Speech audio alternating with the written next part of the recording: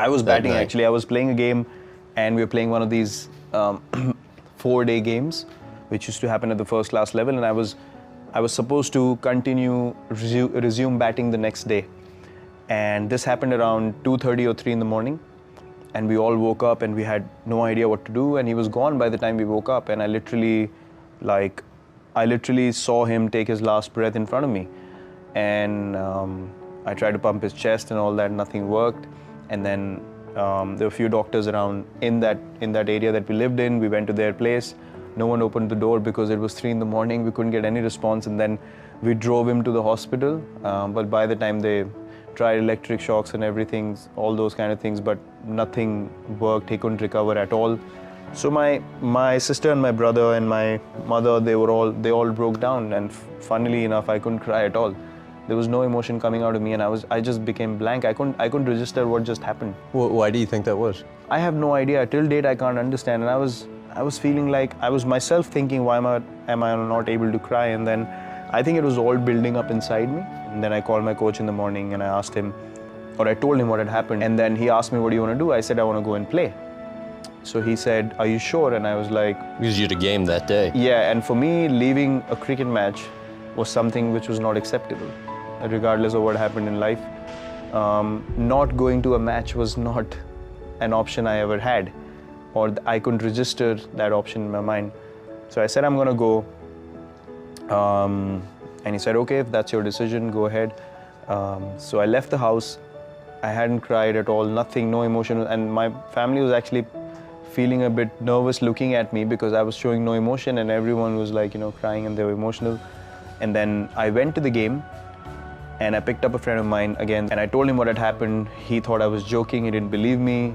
We kept going, we reached the stadium, and when we reached the stadium and I sat in the change room, and he told everyone what had happened. So when everyone came around me to tell me, we're sorry for you, and that's the time I really broke down, and that's the time all that emotion came out, and I don't know why. The strangest part of the whole story to me was that night when you called your coach back and you were upset. He was surprised that you weren't upset about what he would have thought it was about. You were upset about your performance in the game. I was upset because the umpire in the game made a wrong decision, and he gave me out when I wasn't out. And I was upset because I couldn't be there till the end to make my team win the game. And I was really upset about that. So yeah, in the evening he was surprised to know that I was actually talking about that. Especially now, many years removed from having gone through that, how do you think your father's passing affected you?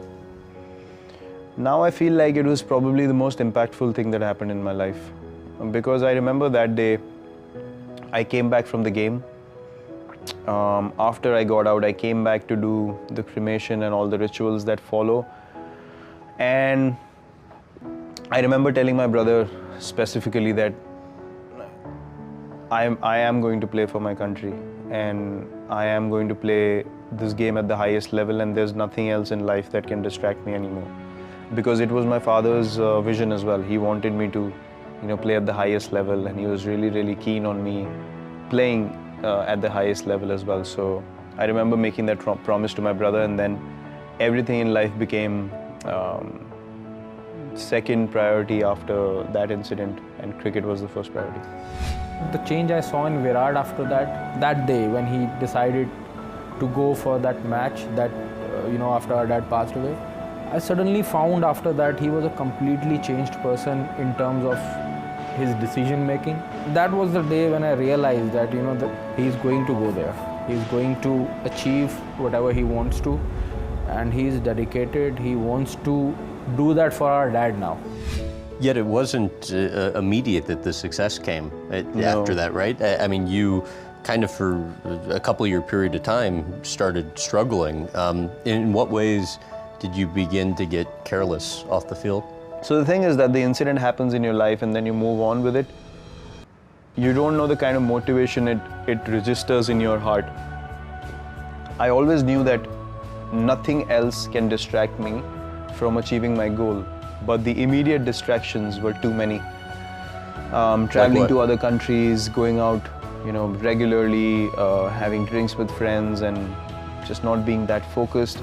But the one thing that remained constant was every time I was down, every time I hit rock bottom, somehow I was able to put everything aside and say, right, I'm going to work hard and I'm going to get back up.